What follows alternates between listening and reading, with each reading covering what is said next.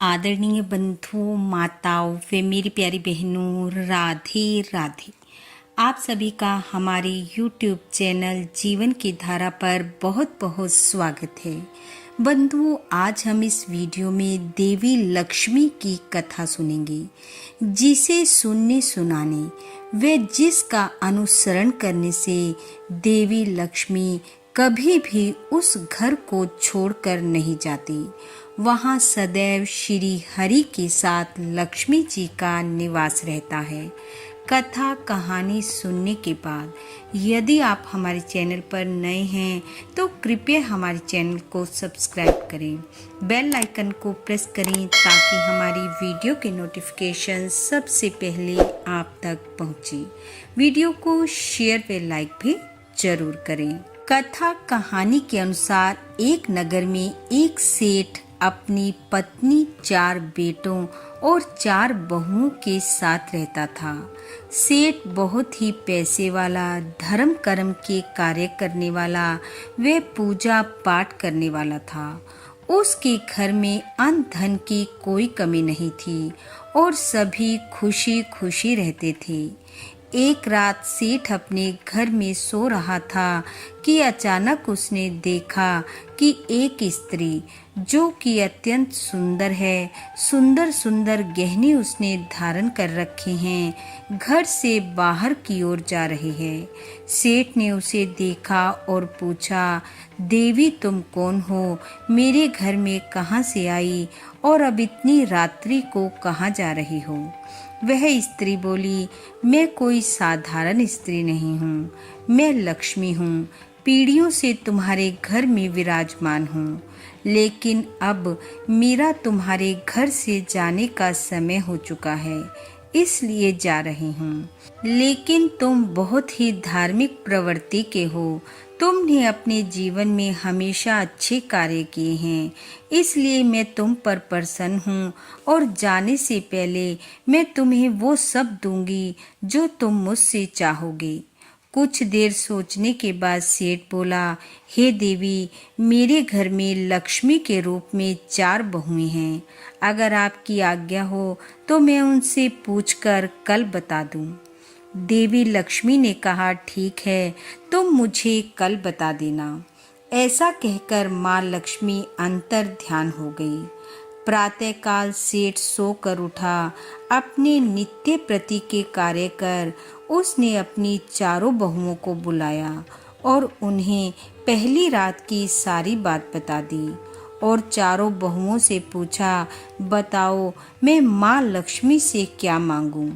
बड़ी बहू कहने लगी, पिताजी, आप माँ लक्ष्मी से अन्न के भंडार भरवा लो, हमारे सारे गोदाम अन्न से भर जाएंगे तो हम आराम से जीवन भर बैठकर खाएंगे। दूसरी बहू कहने लगी, नहीं पिताजी, अन्न में तो कुछ समय के बाद कीड़े लग जाएंगे, वो खराब हो जाएगा।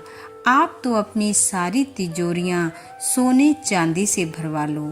तभी तीसरी बहू कहने लगी, तिजोरियां भरवाने के साथ साथ आप 4 सोने के महल भी मांग लो, जिससे हमें कोई कमी नहीं रहेगी और हमारे बच्चे भी बैठकर खाएंगे। तभी सबसे छोटी बहू, जो काफी समझदार और धार्मिक प्रवृत्ति की थी, कहने लगी, अगर आप सोना चांदी मांग लेंगे तो हम सबके जीवन से पुरुषार्थ खत्म हो जाएगा। हमारे बच्चे ऐसे धन को पाकर निकम्मे और आलसी हो जाएंगे। इसलिए पिताजी, आप माँ लक्ष्मी से कहें कि अगर वे जाना चाहती हैं तो जाएं, लेकिन जाते जाते हमें ये आशीर्वाद देकर जाएं कि हमारे परिवार में कभी प्रेम समाप्त ना हो। हमारे घर में हमेशा धार्मिक कार्य, नित्य सत्संग, भजन कीर्तन, प्रभु का सिमरन, अतिथियों का आदर मान, हरि कथा और संतों का सत्कार व उनकी सेवा होती रहे। सेठ को छोटी बहू की बात बहुत अच्छी लगी। सेठ ने कहा, ठीक है। अगले दिन जब माँ लक्ष्मी फिर से सेठ के पास आई और बोली, अब बताओ तुम्हें क्या चाहिए? तो सेठ ने आदर भाव से माँ लक्ष्मी को प्रणाम किया और कहा, हे देवी, आप मेरे घर से जाना चाहती हैं तो जाएं, लेकिन अपने आशीर्वाद के रूप में ये वरदान देकर जाएं कि हमारे घर में नित्य पूजा पाठ, हरि कथा, अतिथियों का आदर मान, संतों की सेवा व पारिवारिक सदस्यों का आपसी प्रेम हमेशा बना रहे। सेठ की बात सुनकर माँ लक्ष्मी ने कहा, सेठ, तुमने तो बड़ी चतुराई से मुझे अपने यहाँ हमेशा रहने के लिए विवश कर दिया, क्योंकि जिस घर में ये सभी कार्य नित्य होते हैं वहाँ तो श्री हरि स्वयं निवास करते हैं, और जहाँ श्री हरि निवास करते हैं वहाँ से मैं कहाँ जा सकती हूँ। अतः मैं तुम्हें आशीर्वाद देती हूँ कि तुम्हारे घर में श्री हरि के साथ मैं स्थायी रूप से निवास करूँगी। और ऐसा आशीर्वाद देकर माँ लक्ष्मी अंतर ध्यान हो गई। बोलो माँ लक्ष्मी की जय। बोलो भगवान श्री हरि की जय। बंधु, भगवान श्री हरि व माँ लक्ष्मी का आशीर्वाद व उनकी कृपा आप व आपके परिवार पर सदैव बनी रहे। आपका घर आंगन खुशियों से महकता रहे।